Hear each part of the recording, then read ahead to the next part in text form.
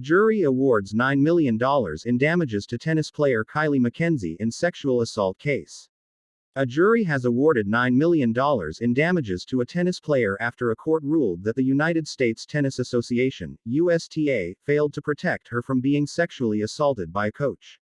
Kylie McKenzie, a 25-year-old American tennis player, filed her lawsuit in March 2022 in the U.S. District Court in Orlando, Florida, suing the USTA and USTA Player Development Incorporated while alleging her former coach, Anibal Aranda, who had been employed by the organization at the time, committed sexual assault and battery against her. McKenzie and her lawyers also accused the USTA of gross negligence by employing but yet failing to properly supervise Coach Aranda despite his known history of sexual predation was so reckless or wanting in care that it constituted a conscious disregard or indifference to the life, safety, or rights of McKenzie. In a press conference held in 2022, McKenzie said that the incident affected her performances on the court, as she dealt with anxiety, panic attacks and depression as a result of Aranda's actions. "My confidence and my self-esteem was gone," McKenzie said, both on and off the court.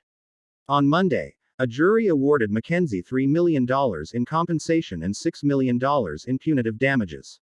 USTA spokesperson Chris Widmeyer told CNN in a statement that the organization would appeal the decision, saying that they are sympathetic to what McKenzie endured.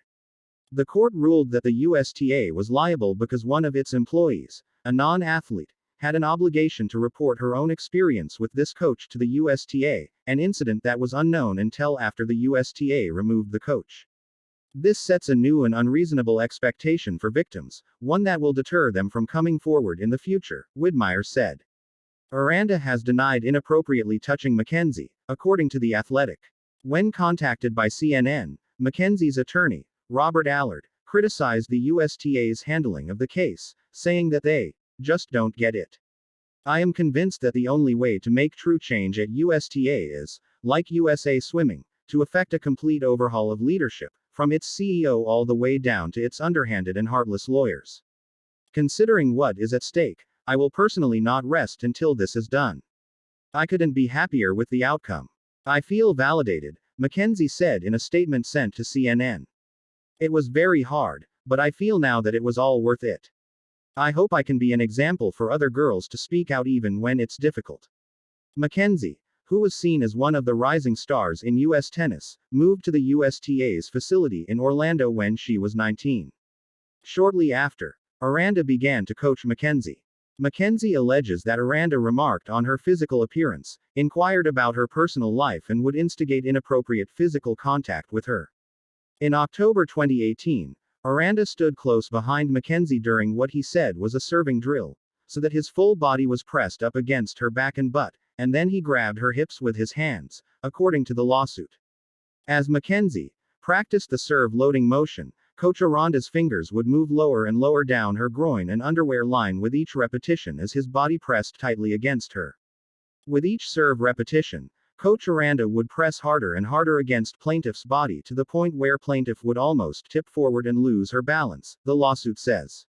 In her filing, McKenzie alleged that Aranda placed his hand on her thigh at the end of a practice session in November 2018, before sliding his hand under a towel on her lap and rubbing her groin over her clothes. After reporting the alleged incident, an investigation was opened into Aranda by the U.S. Center for Safe Sport, an independent nonprofit organization tasked with safeguarding athletes from emotional, physical and sexual abuse. According to the lawsuit, the investigation found that Aranda groped an employee, cited throughout the filing as Jane Doe, during a night out in New York in 2015, grinding up on her on a dance floor and then rubbing her vagina on the outside of her clothes. The investigation found that Aranda followed Jane Doe out of the club before attempting to get into a taxi with her, according to the filing. The employee never reported the incident. Aranda was subsequently fired by the USTA once the investigation concluded. He had been employed by the USTA for 7 years.